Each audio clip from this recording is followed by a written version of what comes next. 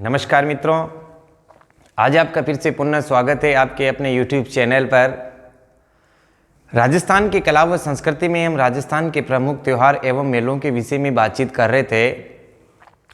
कल की क्लास में हमने कार्तिक माह को अच्छे से पढ़ लिया था। इसके बाद मकर संक्रांति का आप लोगों ने अध्ययन किया और मकर संक्रांति के बाद सुइयों के मेलों के भी आप लोगों ने अध्ययन किया था। सुइयां का जो मेला है पौष माह की सोमवती अमावस्या को लगता था। तो हम ऐसी बातें इससे पूर्व के वीडियो में कर चुके थे बच्चों। कार्तिक के बाद मार्गशीर्ष और पौष दो ऐसे माह होते हैं हमारे संवत में जिनमें कोई त्यौहार नहीं होता है हमारे यहाँ पर। ये भी आप लोग ध्यान रखेंगे। नेक्स्ट बच्चों, हम आज बातचीत कर रहे हैं माघ के महीने के। तो देखो, माघ के महीने में सबसे पहले त्यौहार कौन सा होगा, ये अपने आप में बहुत बढ़िया प्रश्न हो सकता है। और अब आप लोग यहीं से जुड़ेंगे कि माघ में त्यौहार कैसे आते हैं। तो कम त्यौहार है, लेकिन बहुत बढ़िया और अच्छी जानकारी के साथ मैं आप लोगों को ऐसा याद कराऊंगा। आप लोग इस वीडियो को पूरा देखेंगे ताकि बाद में आने वाले माघ के महीने की भी हम लोग बातचीत कर रहे हैं, इसके नेक्स्ट बाद वाले महीने की भी हम लोग फाल्गुन की भी बातचीत करेंगे, ऐसा आप ध्यान रखेंगे। तो हम स्टार्ट करते हैं आज के क्लास को। तो सबसे पहले आप ध्यान रखेंगे कि माघ के महीने में जो त्यौहार होगा वह कौन सा होगा। तो आप सभी लोगों को पता होगा कि माघ के महीने में बच्चों सबसे पहला त्यौहार जो आता है वह तिल चौथ आता है। आप सभी लोग तिल चौथ के दिन चौथ माता के जाते होंगे। इस दिन काफ़ी भीड़ भी रहा करती है चौथ माता के, आप लोग अच्छे से जानते होंगे। तो तिल चौथ का जो त्यौहार आता है वह माघ के महीने में आता है। लेकिन बढ़िया बात क्या है कि जो माघ के महीने में तिल चौथ आती है, कौन से पक्ष में आती है बच्चों। तो देखो, महीने की शुरुआत होती है कृष्ण पक्ष से। माघ कृष्णा चतुर्थी के दिन, मतलब इसने चौथ तो खुद ने दे रखी है। आप तो इतना सा ध्यान रखेंगे कि माघ के महीने में तिल चौथ आती है, चौथ खुद ने दे रखी है और कृष्ण पक्ष में आती है। तिल चौथ की अगर हम बातचीत करें बच्चों, तो आप लोग ध्यान रखेंगे तिल चौथ के दिन तिलकूट का भोग लगाया जाता है। किसका भोग लगाया जाता है? तिलकूट का। ये भी आप लोगों को ध्यान रखना है, तिलकूट का भोग लगाया जाता है, भोग लगाया जाता है। साथ में आप लोग ये भी ध्यान रखेंगे कि मैं आप लोगों को पूर्व में बता चुका हूँ कि जब भी चौथ माता के मेले के विषय में पूछ लिया जाए कि राजस्थान का प्रसिद्ध चौथ माता का जो मेला लगता है वह कहाँ पर लगता है, तो राजस्थान के अंदर चौथ माता का मेला हमेशा ही चौथ का बरवाड़ा, ये आप लोग ध्यान रखेंगे, चौथ का बरवाड़ा। और चौथ का बरवाड़ा जो पड़ता है बच्चों कहाँ पर पड़ता है? सवाई माधोपुर में। तो तिल चौथ का जो प्रसिद्ध मेला लगेगा वह कहाँ पर लगेगा? सवाई माधोपुर के चौथ का बरवाड़ा में। ये आप लोग ध्यान रखेंगे। तो माघ के महीने में पहला त्यौहार कौन सा पड़ा? तिल चौथ। तिल चौथ कब आती है? माघ कृष्णा चतुर्थी के दिन। और तिल चौथ के दिन तिलकूट का भोग लगाया जाता है। और तिल चौथ का जो प्रसिद्ध मेला है हमारे राजस्थान में वह कहाँ पर लगता है? चौथ का बरवाड़ा। और ये पड़ता कहाँ पर है बच्चों? सवाई माधोपुर में। चौथ का बरवाड़ा की इससे पूर्व भी करवा चौथ पर मैंने काफ़ी बातें की थी। अगर आप लोग ने वो वीडियो नहीं देखा हो तो कार्तिक माह के सारे त्यौहार आप लोग देख लेंगे पूर्व दूसरे वीडियो में, इससे जस्ट पहले के वीडियो में जा कर के। तो तिल चौथ के बाद बच्चों हम दूसरे त्यौहार की अगर बातचीत करते हैं तो माघ के महीने में दूसरा त्यौहार कौन सा होगा? देखो, आप लोग ध्यान रखेंगे कि तिलों की चल रही है मकर संक्रांति के भी दिन तिल, इसके अलावा तिल चौथ ये आए गई। अब आ रही है बच्चों छठ तिला एकादशी, ये आप लोग ध्यान रखेंगे। छठ तिला बहुत बढ़िया प्रश्न तो नहीं कह सकते इसे, लेकिन बहुत बढ़िया जानकारी हो सकती है कि छठ तिला एकादशी कब मनाई जाती है। छठ तिला एकादशी का मतलब आप समझ ही गए होंगे कि ये 11 से हैं। और आप लोग ध्यान रखेंगे ये मनाई जाती है बच्चों माघ कृष्णा एकादशी के दिन, माघ कृष्णा 11 के दिन, ऐसा आप लोगों को ध्यान रखना है। और माघ कृष्णा 11 के दिन जो छठ तिला एकादशी मनाई जाती है, इसके विषय में सबसे बढ़िया बात आप लोग क्या ध्यान रखेंगे कि इस दिन भगवान विष्णु की पूजा की जाती है। किसकी पूजा की जाती है? भगवान विष्णु की पूजा की जाती है। यहाँ से भी आप लोग ध्यान रखेंगे कि छठ तिला एकादशी के दिन किसकी पूजा की जाती है? भगवान विष्णु की पूजा की जाती है। और छठ तिला एकादशी के दिन काली गाय, आप ध्यान रखेंगे इस दिन क्या होगा बच्चों? काली गाय व काले तिलों का दान किया जाता है, काले तिलों का दान किया जाता है, ये भी आप ध्यान रखेंगे। तो ये थी बात छठ तिला एकादशी की। माघ कृष्णा एकादशी के दिन इसे मनाया जाता है। इस दिन भगवान विष्णु की पूजा की जाती है और काली गाय और काले तिलों का इस दिन क्या किया जाता है, दान किया जाता है। नेक्स्ट हम बातचीत कर रहे हैं छठ तिला एकादशी के बाद जो आप लोगों का त्यौहार होगा बच्चों, वो होगा मौनी अमावस्या। और यहाँ से आपका बहुत बढ़िया प्रश्न तैयार हो जाता है कि मौनी अमावस्या किस दिन मनाई जाती है। तो आप लोगों से पूछ लिया जाए कि मौनी अमावस्या किस दिन मनाई जाती है, तो आप लोग क्या बता देंगे। देखो सीधा सा ध्यान रखेंगे, जहाँ पर भी ऐसे अमावस्या से संबंधित प्रश्न आ जाए तो डायरेक्ट आप लोग महीना ध्यान रखेंगे कि माघ के महीने में, तो आप लोग फटाफट बता देंगे कि मौनी अमावस्या कब मनाई जाती है। माघ अमावस्या को कब मनाई जाती है, माघ अमावस्या के दिन। तो माघ अमावस्या के दिन हमारे यहाँ पर कौन सा त्यौहार मनाया जाता है, ये आप लोगों को अच्छे से ध्यान रखना है कि मौनी अमावस्या मनाई जाती है। देखो आप ध्यान रखेंगे, मौनी इस दिन क्या होता है बच्चों कि भगवान मनु का, जो हमारे मनु थे, भगवान मनु का क्या होता है बच्चों, अवतरण होता है। तो मनु का अवतरण दिवस किस दिन मनाया जाता है, ये मनु का अवतरण दिवस मनाया जाता है मौनी अमावस्या के दिन। देखो ध्यान रखेंगे, मौनी मतलब मौन इस दिन बोलते नहीं है, तो आप लोग ये भी ध्यान रखेंगे कि इस दिन मौन व्रत धारण किया जाता है। मौन व्रत धारण कब किया जाता है या मौन व्रत कब किया जाता है, मौनी अमावस्या के दिन मौन व्रत धारण किया जाता है। मौन व्रत क्यों किया जाता है, ये भी आप ध्यान रखेंगे।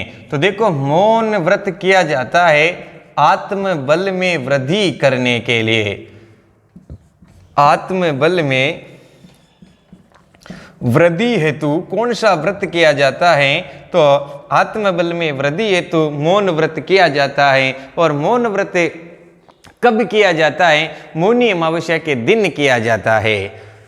हम सभी लोग मनु से ही उत्पन्न हुए हैं, ऐसा हमारे ऐतिहासिक और साहित्यिक ग्रंथ बताते हैं, इसलिए हम मानव कहलाए। मानव शब्द की उत्पत्ति मनु से हुई है, मनु धन अ और मनु से उत्पन्न होने के कारण हम क्या कहलाए, मानव। इसी कारण आप लोग ध्यान रखेंगे कि मनु का हम लोगों से काफ़ी संबंध रहा है, हम सब लोग मनु की संतान है। मनु के शब्द का अर्थ देखे तो, और ध्यान रखेंगे मौनी अमावस्या या उसी मनु का अवतरण कब हुआ था, माघ अमावस्या को। नेक्स्ट हम देख रहे हैं दूसरा त्यौहार, किसके बाद अब कौन सा त्यौहार मनाया जाएगा। तो आप लोग ध्यान रखेंगे मौनी अमावस्या के बाद बहुत बढ़िया त्यौहार आ रहा है, जो काफ़ी सारी परीक्षाओं में, रिट की परीक्षा में, सेकंड ग्रेड की परीक्षा में और आरएस जैसी परीक्षाओं में भी ये प्रश्न पूछ रखा गया है। इसके बाद बच्चों जो त्यौहार होगा उसका नाम होगा बसंत पंचमी, और यहीं से आपके प्रश्न तैयार हो जाते हैं, बहुत बढ़िया बढ़िया। तो बसंत पंचमी का हम अध्ययन कर लेते हैं। देखो बसंत पंचमी सबसे बढ़िया और इम्पोर्टेंट प्रश्न तो यही बनता है कि बसंत पंचमी मनाई कब जाती है, तो आप लोग ध्यान रखेंगे माघ शुक्ला पंचमी के दिन। बसंत पंचमी का त्यौहार किस दिन मनाया जाता है, हमारे राजस्थान में ही नहीं संपूर्ण भारत के अंदर माघ शुक्ला पंचमी के दिन, ऐसा आप ध्यान रखेंगे। बसंत पंचमी के दिन आप लोग ध्यान रखेंगे कामदेव, कामदेव को आप सभी जानते होंगे, और इसकी पत्नी है रति। तो कामदेव और रति की क्या की जाती है बच्चों, पूजा की जाती है। कामदेव और रति की पूजा किस दिन की जाती है, बसंत पंचमी के दिन ही की जाती है कामदेव और रति की पूजा। इस दिन बच्चों आप लोग ध्यान रखेंगे प्रतिभाशाली बालिकाओं के लिए, किसके लिए, प्रतिभाशाली बालिकाओं के लिए गार्गी पुरस्कार वितरण किया जाता है, ये भी आप लोग ध्यान रखेंगे। बहुत बढ़िया प्रश्न आप लोगों का यहाँ से तैयार हो सकता है कि बालिकाओं को गार्गी पुरस्कार कब प्रदान किया जाता है, तो आप लोग ध्यान रखेंगे बालिकाओं को गार्गी पुरस्कार बसंत पंचमी के दिन दिया जाता है, और ये गार्गी पुरस्कार प्रतिभाशाली बालिकाओं को दिया जाता है जो माघ शुक्ला पंचमी के दिन अर्थात बसंत पंचमी के दिन दिया जाता है।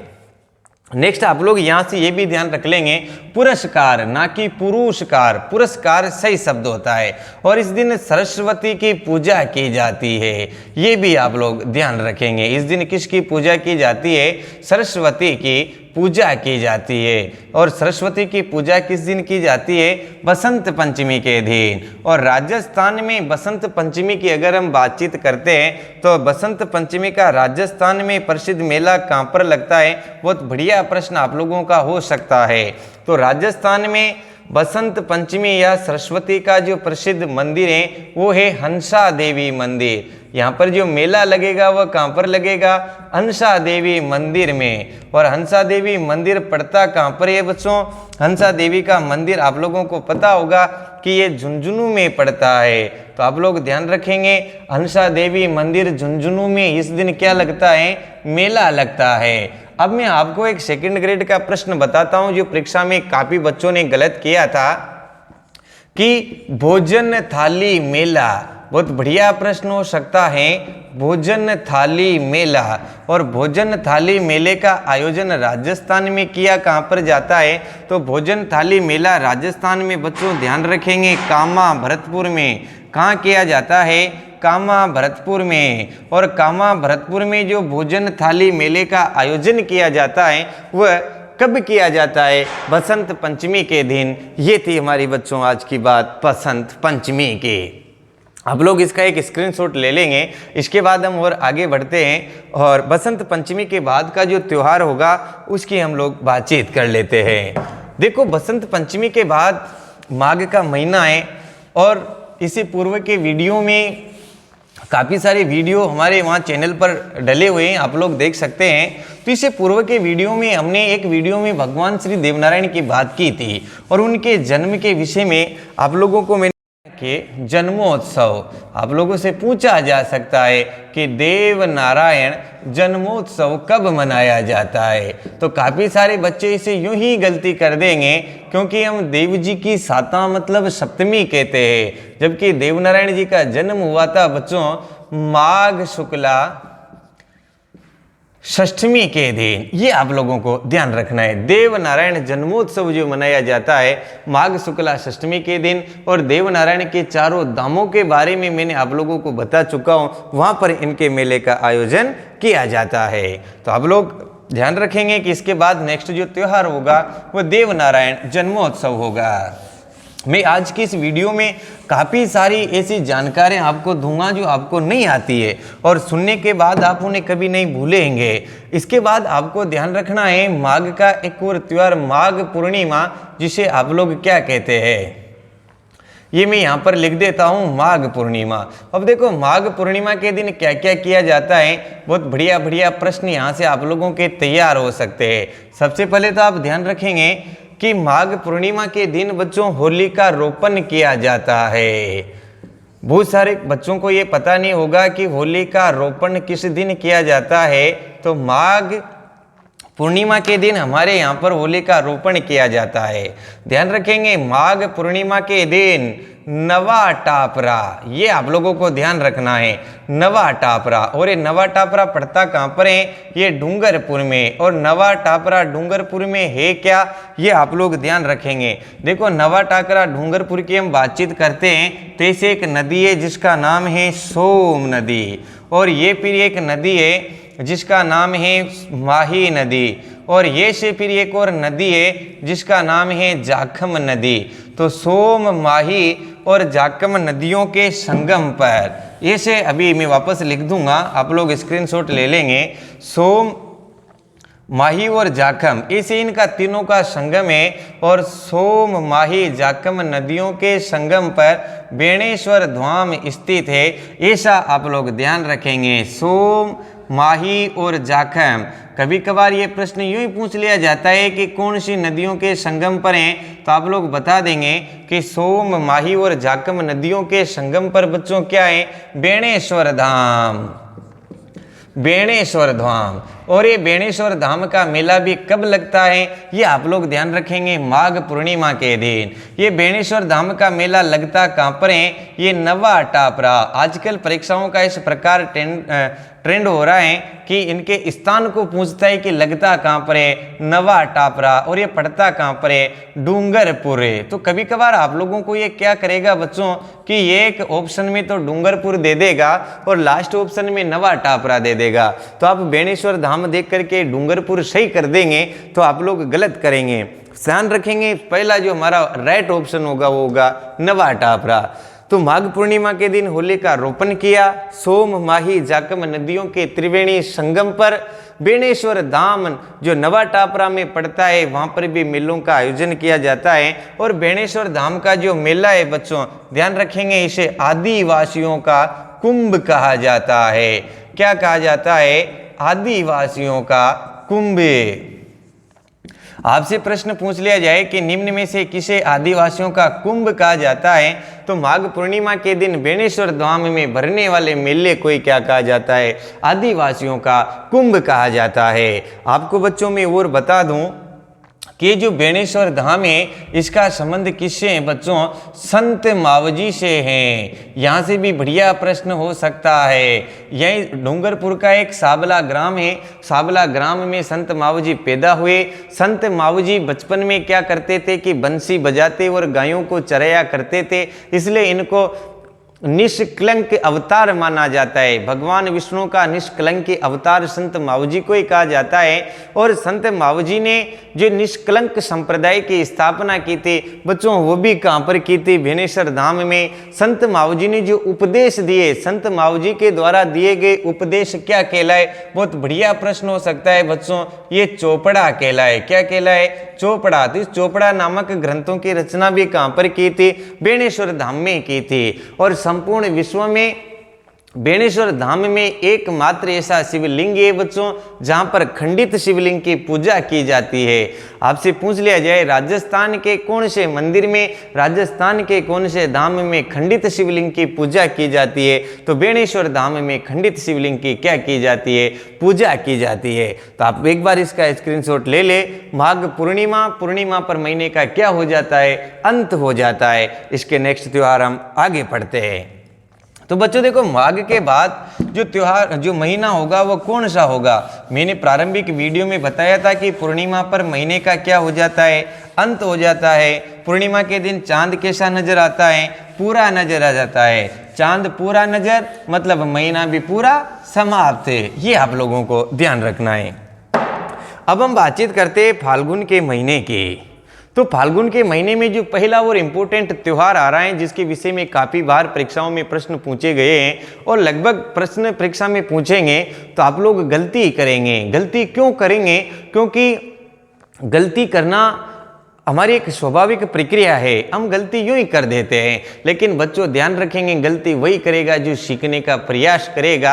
आप लोग जरूर सीख करके जाएंगे, अब इस प्रश्न को गलती नहीं करेंगे। और त्योहार का नाम है बच्चों महाशिवरात्रि। अपने आप में बहुत बड़ा त्योहार है, आप सभी लोग जानते हैं महाशिवरात्रि। लेकिन प्रश्न क्या बनता है बच्चों कि राजस्थान में महाशिवरात्रि का प्रसिद्ध, जो राजस्थान में महाशिवरात्रि कब मनाई जाती है, हमारे यहाँ पर भारत में महाशिवरात्रि कब मनाई जाती है, तो महाशिवरात्रि का त्यौहार कब मनाया जाता है, ये अपने आप में बहुत बढ़िया प्रश्न है। फाल्गुन। आपके दिमाग में आ रहा होगा कि चतुर्दशी, नहीं, फाल्गुन कृष्णा त्रयोदशी। काफ़ी सारे बच्चे इसे चौदश, मतलब भाई शिव जी की तो चौदश होती है, सभी लोग चौदश के दिन, चतुर्दशी के दिन शिव जी के जाया करते हैं। नहीं, मंदिरों में महाशिवरात्रि का पर्व फाल्गुन कृष्णा त्रयोदशी के दिन मनाया जाता है। इस दिन देखो शिव जी का विवाह भी हुआ था। कई सारी पौराणिक हमारी यहाँ पर कहानियाँ हैं कि विवाह इस दिन शिव जी और पार्वती का क्या भी हुआ था, विवाह भी हुआ था। और कुछ ऐसा भी बताते हैं कि इस दिन शिव जी का जन्म भी हुआ था। लेकिन आप ध्यान रखेंगे भगवान अजन्मे हैं, अजन्मा है, अमर हैं, अजर हैं, इसलिए हम ऐसा नहीं कह सकते हैं। शिव और पार्वती के विवाह के अवसर पर हम क्या करते हैं बच्चों, महाशिवरात्रि का त्यौहार मनाते हैं। अब दो बातें आप लोग ध्यान रखेंगे, यहां से भी परीक्षा में प्रश्न आ रखे हैं। मेला, अब देखो राजस्थान में दो प्रकार के मेले लगते हैं, एक तो होता है बच्चों पशु मेला, और इस पशु मेले का प्रश्न परीक्षा में आ रखा है, और एक होता है केवल सामान्य मेला। आप लोग ध्यान रखेंगे, सामान्य मेला। सामान्य मेला का मतलब जहां पर पशुओं की बिक्री नहीं की जाती, केवल मानव ही आते जाते हो। तो राजस्थान का एकमात्र महाशिवरात्रि पशु मेला बहुत बहुत बहुत इंपॉर्टेंट है। पूरे राजस्थान के अंदर महाशिवरात्रि पशु मेला केवल एक ही जगह पर लगता है, वो है महावीर जी करौली। काफी परीक्षाओं में बार बार रिपीट हुआ प्रश्न है, आप लोग ध्यान रखेंगे। महाशिवरात्रि पशु मेला राजस्थान का एकमात्र महाशिवरात्रि पशु मेले का आयोजन कहां पर किया जाता है? महावीर जी करौली में। सामान्य मेलों की बच्चों अगर हम बातचीत करते हैं तो लगभग सभी मंदिरों में, सभी भोलेनाथ के मंदिरों में लगता है, लेकिन इस दिन सबसे ज्यादा भीड़ जो आपको दिखाई देगी, इसलिए हम इसे प्रसिद्ध मेला कह देते हैं सिवाड़। और सिवाड़ महादेव पढ़ते कहाँ पर हैं? ये पढ़ते हैं बच्चों सवाई माधोपुर में। तो इसका जो सामान्य मनुष्यों का मेला लगता है वह सिवाड़ महादेव सवाई माधोपुर में लगता है, ऐसा आप लोग ध्यान रखेंगे। तो ये थी बात बच्चों महाशिवरात्रि की। पुनः आप लोग ध्यान रखेंगे, महाशिवरात्रि का त्यौहार बहुत इंपॉर्टेंट प्रश्न हो सकता है। फाल्गुन कृष्णा त्रयोदशी के दिन, इस दिन शिव और पार्वती का विवाह जो हुआ था। साथ में ये वाला प्रश्न और ज्यादा इंपॉर्टेंट है कि ये राजस्थान में एकमात्र महाशिवरात्रि पशु मेले का आयोजन कहां पर किया जाता है? पूरे राजस्थान में केवल महाशिवरात्रि के दिन पशु मेले का आयोजन महावीर जी करौली के ही किया जाता है, अन्य कहीं भी नहीं किया जाता है। अगर आपकी तरफ किया जाता हो तो मुझे कमेंट करके बताएं। और सामान्य मेला कहाँ पर लगता है? ये सिवाड़ महादेव के, और सिवाड़ पड़ते कहाँ पर हैं? सवाई माधोपुर में। तो ये थी बात महाशिवरात्रि के, आप लोग थोड़ा ले लेंगे, फिर हम और आगे बढ़ते हैं। अब देखो बच्चों, इसके बाद अगर हम बातचीत करते हैं महाशिवरात्रि के बाद नेक्स्ट त्योहार की, तो कौन सा त्योहार होगा? तो नेक्स्ट त्योहार आ रहा है बच्चों, यहाँ से भी बहुत बढ़िया हमारे यहाँ की कल्चर की, हमारी संस्कृति की जानकारी मिलती है। आंवला एकादशी। कौन सा त्योहार आ रहा है? आंवला एकादशी। इसको आमलक एकादशी भी कहते हैं, ऐसा आप लोग ध्यान रखेंगे। और ये आंवला एकादशी का त्योहार जो आता है, आंवला एकादशी का त्योहार कब आता है? ये आता है बच्चों फाल्गुन। और फाल्गुन ध्यान रखेंगे शुक्ल पक्ष की, कौन सी? शुक्ल पक्ष की एकादशी के दिन। फाल्गुन शुक्ला एकादशी के दिन क्या मनाई जाती है बच्चों? आंवला एकादशी। इसे आमलक एकादशी भी कहते हैं, और अपने इधर पर इसे ढूंढ ग्यारस भी कहते हैं। अब आप लोगों के बात समझ में नहीं आ रही होगी, क्या ढूंढ ग्यारस तो समझ में आ गया, ग्यारस तो हम जानते हैं, लेकिन ढूंढ किसे कहते हैं? तो ध्यान रखेंगे आप, बच्चा पैदा होने पर, क्या? बच्चा पैदा होने पर पियर पक्ष के द्वारा, बच्चा पैदा होने पर पियर पक्ष के द्वारा ओढ़ने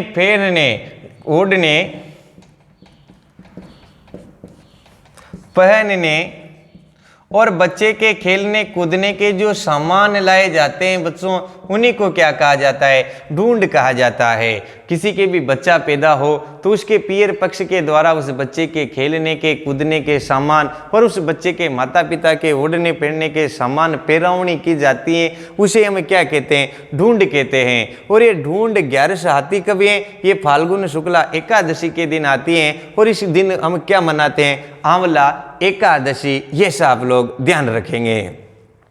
नेक्स्ट इसके बाद जो दूसरा त्योहार है बच्चों, वो कौन सा है? वो भी बहुत इंपॉर्टेंट होगा, आप लोग ध्यान रखेंगे। आप लोग मुझे कमेंट करके बता दे कि नेक्स्ट त्योहार कौन सा आ रहा है।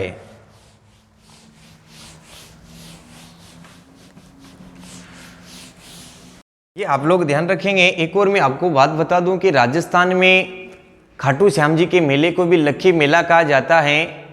इसके साथ करौली के अंदर भी लक्खी मेले का आयोजन किया जाता है कैला देवी के। तो करौली की हम बातचीत करेंगे चैत्र के महीने में। अभी आप ढूंढ ग्यारस के दिन ये भी आप ध्यान रख लेंगे कि खाटू श्याम जी के मेले का प्रारंभ हो जाता है। खाटू श्याम जी का मेला जो हमारे सीकर में है, वहाँ पर खाटू श्याम जी के मेले का आगाज भी हो जाता है। किस दिन से होता है बच्चों? इसी ढूंढ 11 से होता है, ये आप ध्यान रखेंगे।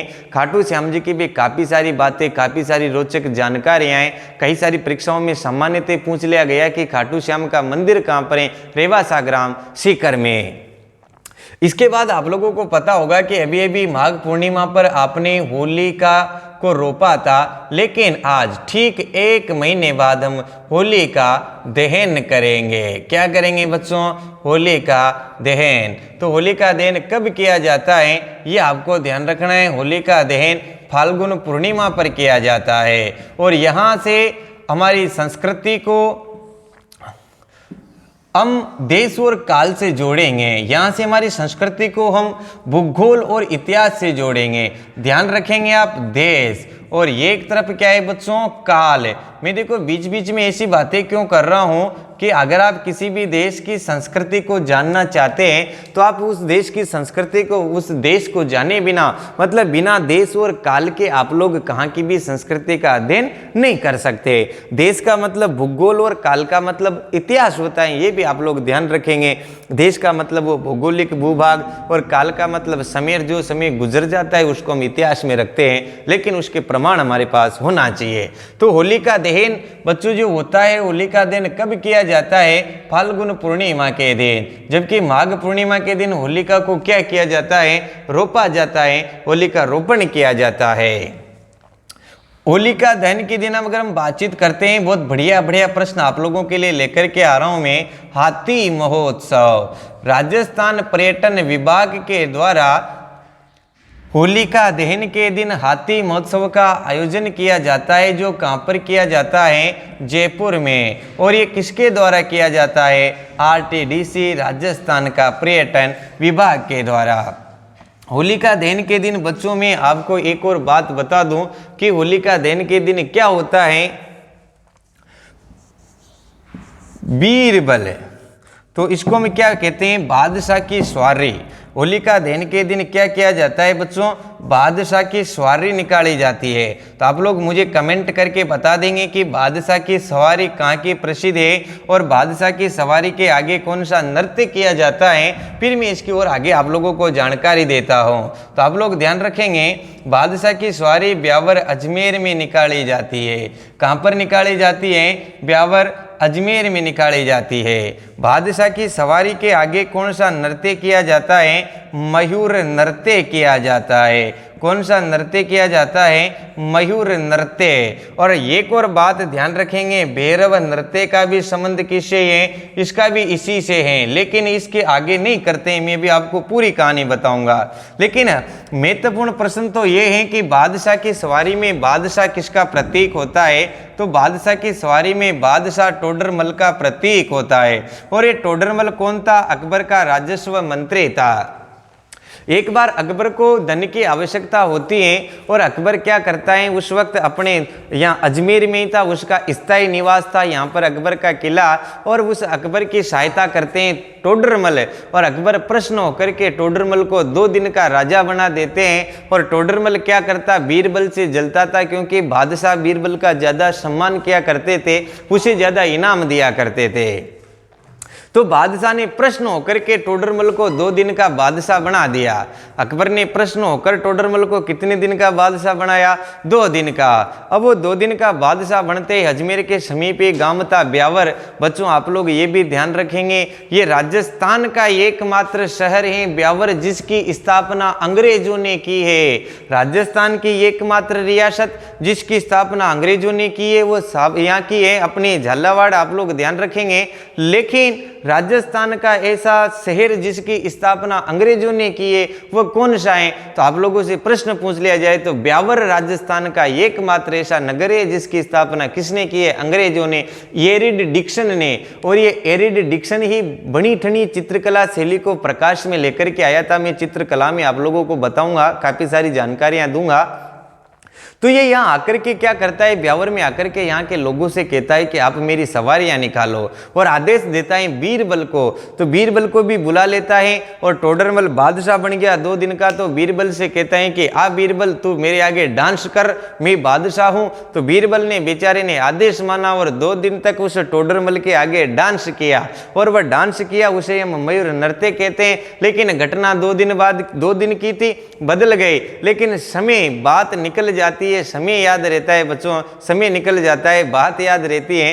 तो वो समय तो गुजर गया, लेकिन उस बात की याद में प्रत्येक वर्ष यहाँ पर होलिका दहन से ही व्यास परिवार का एक व्यक्ति बीरबल बनता है और दूसरा एक व्यक्ति टोडरमल बनता है, और टोडरमल सवारी पर बनता है। बीरबल बना पात्र सबसे पहले भैरव जी के जाता है और भैरव जी के जाकर के भैरव नृत्य करता है और भैरव जी से कहता है मुझे इतनी शक्ति दो कि मैं इनके आगे नाचता रहूं, और उनकी शक्ति प्राप्त करके ये बादशाह की सवारी के आगे नृत्य करता रहता है। और ये मयूर नृत्य कहाँ का प्रसिद्ध है, ब्यावर अजमेर का। किसकी सवारी के आगे, बादशाह की सवारी के आगे। और इंपोर्टेंट प्रश्न है कि बादशाह की सवारी में बादशाह किसका प्रतीक है, टोडरमल का। नेक्स्ट बच्चों, इस दिन क्या होता है कि इलो इली की सवारियां भी निकाली जाती है, इलो इली की सवारियां। और यहाँ से भी बहुत बढ़िया प्रश्न आप लोगों का तैयार हो जाता है कि इलो इली की, इलो और इली, इलो इली की सवारियां कहाँ की प्रसिद्ध है। तो आप लोगों से पूछ लिया जाए कि इलो इली की सवारियां जो प्रसिद्ध है बच्चों, ये हैं बाड़मेर की। ये भी 2 दिन तक निकाली जाती है। इलो जी को हमारे राजस्थान में छेड़छाड़ के लोक देवता कहा जाता है। आपको पता हो तो अभी जो ऑनलाइन परीक्षाएं आयोजित हुई थी राजस्थान पुलिस की, उनमें काफी बार पूछा गया प्रश्न था कि छेड़छाड़ के लोक देवता किसे कहते हैं। तो ये आप लोग ध्यान रखेंगे। इलो जी जो थे, यहाँ पर इलो जी हमारे राजस्थान के बाड़मेर के थे, और इली जो है इसको होलिका कहा जाता है। हिरण्यकश्यप की बहन थी होलिका, और इस होलिका की सगाई जो तय कर दी गई इलो जी के साथ कर दी गई। इलो जी अपनी बारात को लेकर के हिरण्यकश्यप के यहाँ जाते हैं, और इधर हिरण्यकश्यप के यहाँ हिरण्यकश्यप बड़ा उदास बैठा हुआ था।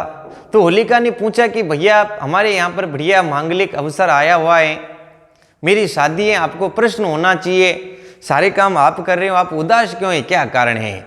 तो हिरण्यकश्यप कहता है कि मुझे प्रहलाद की प्रॉब्लम है, ये प्रहलाद की वजह से जो दूसरे असुर हैं, जो राक्षस हैं, वो ऐसे कहते हैं कि तेरी बात तेरा पुत्र ही नहीं मानता है तो मैं क्या मानूं। तो होलिका कहती है कि भैया इसमें टेंशन करने की क्या बात है, मैं डेली अग्नि स्नान किया करती हूँ, मेरे पास ब्रह्मा के द्वारा दी गई ऐसी अलौकिक साड़ी है जिसमें मैं अग्नि में नहीं जलती हूँ। कल मैं प्रहलाद को है ना बेला पुसला करके मेरे साथ लेकर के अग्नि में बैठ जाऊंगी, और इससे क्या हो जाएगा, तुम्हारा काम तमाम हो जाएगा और तुम भी प्रश्न हो जाएंगे। तो ऐसा ही हुआ। लेकिन आप ध्यान रखेंगे जब ये ऐसी बातें कर रहे थे तो समीप ही पास ही प्रहलाद खड़ा हुआ था, और प्रहलाद ने सुन लिया। प्रहलाद ने क्या किया कि बच्चों जहाँ पर उसकी ओरिजिनल असली साड़ी रखी हुई थी उसे हटा करके उसकी जगह उसकी डुप्लीकेट कॉपी रख दी, और दूसरे दिन उसको सब पता था, वही कार्य स्टार्ट होने लगा। उसने वापस से अपने यहाँ पर क्या किया कि बच्चों ऐसे अभी जगह नहीं है कि ऐसे लकड़ियाँ लगा करके उनमें बैठने के लिए वो तैयार हो जाती है, और प्रहलाद को भी बुला लेते हैं कि आजा बेटा तू भी बैठ जा। तो प्रहलाद को सब पता था, वो भी बैठ जाता है। लेकिन आप ध्यान रखेंगे वो जो साड़ी थी नकली थी, और इधर उसमें अग्नि प्रज्वलित कर दी गई। जैसे ही उसमें आग लगाएगी बच्चों, प्रहलाद निकल करके भाग करके, चंचलता छोटा बच्चा था, बाहर आ जाता है, और उसे विश्वास था कि हमारे पास साड़ी है, उसमें बैठी रह जाती है और धीरे धीरे जलने लग जाती है। जैसे जलने लगी उसे दर्द हुआ तो उसने लोगों से कहा कि बचाओ बचाओ। लेकिन जो भी लोग निकल करके जाते वो देखते कि इसका तो रोज का ही काम है, ये तो अग्नि में जलती ही नहीं है, अग्नि से मरती नहीं है, और उसे देख करके उनके घर वालों के सामने जल करके राख हो गई। इधर इसके ठीक दूसरे दिन, जिस दिन वो राख हुई उसके ठीक दूसरे दिन इलो जी की बारात वहां पर आ जाती है। और इलो जी को जब बारात आई बढ़िया दूल्हे के वेश में थे, उन्हें पता चला कि हमारी जो होने वाली पत्नी थी वो तो कल ही जल करके नष्ट हो गई, राख हो गई। तो इलो जी ने अपने कपड़े खोल करके फेंक दिए, और जो उसकी राख थी, जो उसकी धूल थी, जहां पर वह जलाए गए, उस धूल को अपने शरीर पर उन्होंने अच्छे से लगा लिया। इसी से हमारे ठीक होलिका दहन के दूसरे दिन उसकी धूल उन्होंने अपने शरीर में लगा ली थी कि तुझे जीते तो मैं अपने में नहीं रमा पाया, लेकिन तेरे मरने के बाद तेरी धूल को लगाता हूं। उसी तिथि को हम धुलंडी मनाने लगे। तो आप लोग ध्यान रखेंगे जैसे इलोजी वापस अपने यहाँ आते हैं तो मारवाड़ क्षेत्र की, बाड़मेर क्षेत्र की जो महिलाएं होती है उनकी तरफ अंगुलियां करती और ऐसे कहते कि देखिए लाडी के चक्कर में पागल हो गया। तो इलोजी भाग करके उनको पकड़ लेते और उनको पकड़ करके उनसे कुछ भी कह देते, क्योंकि वो भी उनका बुरा नहीं मानती थी। इसलिए इनको बाद में जाकर के छेड़छाड़ के लोक देवता कहा गया। जो ऑनलाइन परीक्षाओं में, राजस्थान की ऑनलाइन परीक्षाओं में ये प्रश्न पूछा गया है। इलोजी को राजस्थान में पुत्र देने वाले लोक देवता भी कहा जाता है। इलोजी को राजस्थान में दाम्पत्य सुख के दाता भी कहा जाता है। ऐसा भी आप लोग ध्यान रखेंगे।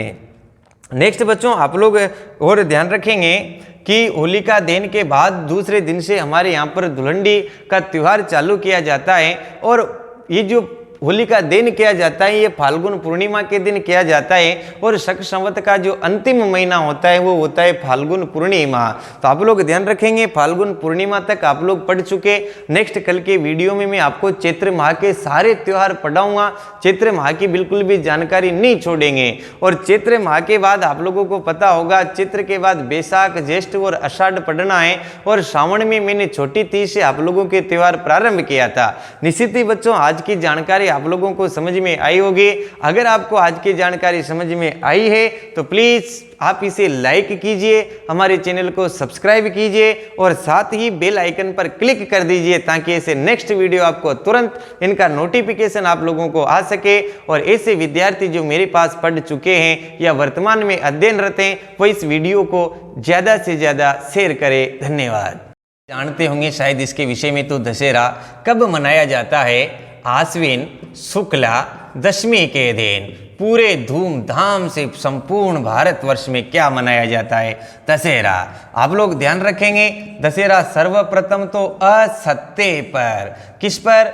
असत्य पर, सत्य की जीत के उपलक्ष्य में मनाया जाता है। आप लोगों को पता होगा दशहरा अधर्म पर धर्म की विजय, अधर्म पर धर्म की विजय के उपलक्ष्य में मनाया जाता है। इसी दशहरे के दिन भगवान श्री राम ने रावण के नाभि कुंड में स्थित अमृत घड़े पर अपना ब्रह्मास्त्र चला करके हमारे इस पृथ्वी लोक से उसका अस्तित्व ही समाप्त कर दिया था। भगवान श्री राम के और रावण के मध्य जो युद्ध हुआ था, ये विजय इस दिन विजय हुए थे, इसलिए इसे विजयादशमी कहा जाता है। ब्रह्मास्त्रों के कारण ही बच्चों विजयादशमी के दिन अस्त्र शस्त्रों की भी पूजा की जाती है। अगर आपके पास पड़े हो अस्त्र शस्त्र तो अस्त्र शस्त्रों की भी पूजा किस दिन की जाती है? ब्रह्मास्त्रों से की जाती है।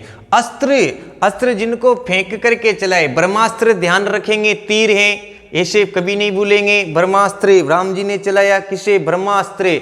अस्त्र क्या है? फेंक करके चला रहे हैं, तीर जा रहा है। जिनको फेंक करके चलाएंगे वो तो अस्त्र, जिनको हाथ में रखेंगे वो शस्त्र है।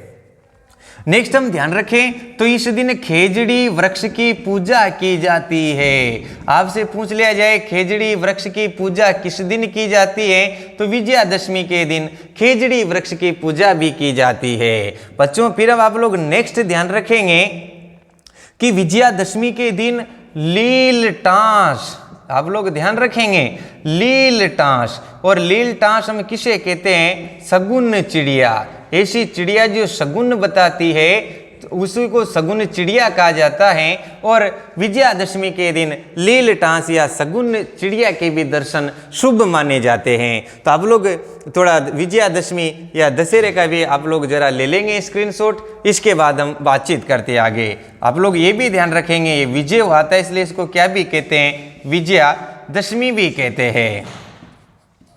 नेक्स्ट हम और बातचीत कर लेते हैं, उससे पहले आप लोग एक स्क्रीनशॉट ले लेंगे। फिर मैं आपको बता रहा हूं कि दशहरे के मेले, विजयादशमी के मेले कहाँ कहाँ लगते हैं, शायद आप लोगों ने ले लिया होगा। अब देखो मेलों की बातचीत करते हैं क्योंकि त्योहारों के साथ साथ हम मेलों का भी अध्ययन कर रहे हैं और ज़्यादा मेले के झंझट में पड़ने की कोई ज़रूरत नहीं है, बिल्कुल भी। आप बस इनको सीक्वेंस से ध्यान रखो। सबसे पहले प्रसिद्ध, भारत में प्रसिद्ध दशहरा कहाँ का है तो आप ध्यान रखेंगे भारत की अगर हम बातचीत करते हैं तो भारत में मैसूर का ध्यान रखेंगे आप, कहाँ पर है? मैसूर। और ये मैसूर पड़ता कहाँ पर है? कर्नाटक में। ये भी आप लोगों को ध्यान रखना है कि भारत में प्रसिद्ध दशहरे का मेला कहाँ पर लगता है बच्चों, ये मैसूर कर्नाटक में लगता है। क्योंकि अगर आप लोगों से प्रश्न पूछ लेंगे तो आप कोटा कर देंगे, इसलिए ध्यान रखेंगे। नंबर 1 स्थान किसका है, मैसूर का, और नंबर 2 पर ही आपका कोटा, जो आप लोग ध्यान रखेंगे। इस आपके कोटा के अंदर जो दशहरा लगता है ये भारत में द्वितीय स्थान रखता है। संपूर्ण भारत का दशहरे का द्वितीय सबसे बड़ा जो मेला है वो कोटा का दशहरा है, ये भी आप लोग ध्यान रखेंगे। शायद आप लोगों ने लिख भी लिया होगा और एक स्क्रीनशॉट भी ले लें, फिर हम नेक्स्ट आगे बातचीत करते हैं। दशहरे के बाद बच्चों जो आश्विन के महीने में जो त्योहार आते हैं वो एक बहुत बढ़िया त्योहार है। यहाँ से भी बहुत अच्छी जानकारी के प्रश्न आप लोगों से पूछे जा सकते हैं, और उसका नाम है बच्चों शरद पूर्णिमा। शरद पूर्णिमा, देखो बच्चों शरद पूर्णिमा को आप में रास पूर्णिमा भी कहते हैं, ध्यान रखेंगे आप। शरद पूर्णिमा को क्या भी कहते हैं, रास पूर्णिमा। क्योंकि इसको रास पूर्णिमा क्यों कहते हैं मैं अभी आपको बताऊंगा, लेकिन आप सबसे पहले तो ये ध्यान रखेंगे कि मनाई कब जाती है। तो ये आश्विन पूर्णिमा के दिन। कब मनाई जाती है, आश्विन पूर्णिमा के दिन। शरद पूर्णिमा का त्योहार किस दिन मनाया जाता है, आश्विन पूर्णिमा के दिन। आप लोग ध्यान रखेंगे कि शरद पूर्णिमा के दिन चंद्रमा अपनी 16 कलाओं से उदय होता है। ध्यान रखेंगे, चंद्रमा वर्ष में कभी भी अपनी 16 कलाओं से उदय नहीं होता है। चंद्रमा केवल आश्विन पूर्णिमा के दिन ही अपनी 16 कलाओं से उदय होता है, ये आप लोगों को ध्यान रखना है। 16 कलाओं से उदय होगा तो आप लोगों से ये भी पूछ लिया जा सकता है कि वर्ष की सर्वाधिक, आप लोगों से बहुत बढ़िया प्रश्न पूछा जा सकता है, वर्ष की सर्वाधिक चांदनी रात, बहुत बढ़िया जानकारी हो सकती है। वर्ष की सर्वाधिक चांदनी रात जो होती है वह रास पूर्णिमा की होती है बच्चों। भगवान श्री कृष्ण ने रास रचाया था। आत्मा ऐसा नृत्य, ऐसा गान, ऐसा गीत, ऐसा संगीत जिसमें आत्मा पूरी तरह से परमात्मा में मिल जाए, आत्मा को एक शारीरिक शरीर में रह करके, एक नश्वर शरीर में रह करके भी आत्मा का साक्षात डायरेक्ट परमात्मा से हो जाए, उसे हम रास कहते हैं। और भगवान श्री कृष्ण ने रास रचाया था बच्चों। उस रास के अंदर एकमात्र पुरुष रहा करते थे भगवान श्री कृष्ण, बाकी सब महिलाएं रहा करते थे, और रास रात में रचाया था। ऐसी स्थिति में भगवान को, आप लोगों को पता होना चाहिए कि उस वक्त इन्वर्टर जैसे सिस्टम नहीं थे, हमारे जनरेटर जैसे सिस्टम नहीं थे, तो उस वक्त प्रकाश कैसे किया जाए। तो भगवान ने रास रचाने के लिए जो रात चुनी वह सर्वाधिक चांदनी रात चुनी, क्योंकि इस दिन चंद्रमा अपनी 16 कलाओं से उदय होता है। साल का एकमात्र दिन, चंद्रमा के 16 कला इसे कहते हैं। चंद्रमा के 16 कलाएं होती हैं, और 16 कलाओं से साल के एकमात्र दिन रास पूर्णिमा के दिन ही होता है। और भगवान ने 16 कलाओं से चंद्रमा के उदय होने के कारण इसी तिथि को रास रचाया, इसलिए इसको रास पूर्णिमा भी कहते हैं। इसके लिए एक और उदाहरण हम देखेंगे कि रास पूर्णिमा के दिन हमारे गांवों में, हमारे शहरों में, हमारे मंदिरों में प्रत्येक जगह पर जागरण किए जाते हैं और खीर बनाई जाती है, और खीरों को छत पर जो बिना ढके हुए छोड़ देते हैं हम, क्योंकि 16 कलाओं से चंद्रमा उदय होता है, तो हम ऐसा सोचते हैं कि उससे अमृत की बरसात होती है और खीर में आकर के गिर जाती है, जिसको प्रसाद रूप में सबको बांट दिया जाता है। इसलिए इसे हम क्या भी कहते हैं बच्चों, रास पूर्णिमा। और रास पूर्णिमा का सबसे शानदार प्रश्न है, इस दिन चित्तौड़गढ़ के अंदर मीरा महोत्सव का आयोजन किया जाता है। आप लोगों से प्रश्न पूछा जा सकता है कि मीरा महोत्सव कहाँ पर मनाया जाता है, तो मीरा महोत्सव चित्तौड़गढ़ में मनाया जाता है। ये आप बात ध्यान रखेंगे। अब ये आप लोगों के समझ में नहीं आया होगा कि सर ने काफ़ी देर से बना करके रख रखा है, इसको साफ भी नहीं कर रहे हैं, हमारी झंझट पैदा कर रहा है। तो मैंने इसको एक बार समझा देता हूं कि सारे त्यौहार कैसे समझेंगे, क्योंकि मैं नेक्स्ट कार्तिक महीने की बात करूंगा तो आप इस पर रिवाइज करेंगे कार्तिक महीने के त्योहारों का। आपने पढ़ी आश्विन पूर्णिमा, पूर्ण हो गया, महीना भी पूरा हो गया, ध्यान रखेंगे आप। चंद्रमा भी पूरा हो गया तो महीना भी पूरा हो गया है। किसी भी महीने की जो समाप्ति होती है वो किस पर होती है? पूर्णिमा पर। और आश्विन का महीना की पूर्णिमा हमने पढ़ ली तो आश्विन महीना क्या हो गया? समाप्त है। और नेक्स्ट कौन सा होगा? कार्तिक का महीना। तो आप ऐसे एक गोला बना करके जिस दिन चंद्रमा पूरा नजर आ जाए पूर्णिमा, और पूर्णिमा पर महीना भी क्या हो जाएगा? समाप्त है। फिर ध्यान रखेंगे कि पूर्णिमा से बाद चलेंगे, चंद्रमा पूरा है, चंद्रमा पूरा होगा तो धीरे धीरे धीरे कम होगा, और कम होगा तो रात होगी, काली होगी, कृष्ण पक्ष होगा, और धीरे धीरे चंद्रमा कम होते होते 15 दिन में गायब हो जाएगा। और जिस दिन चंद्रमा नजर नहीं आएगा तिथि क्या कहलाएगी? अमावस्या।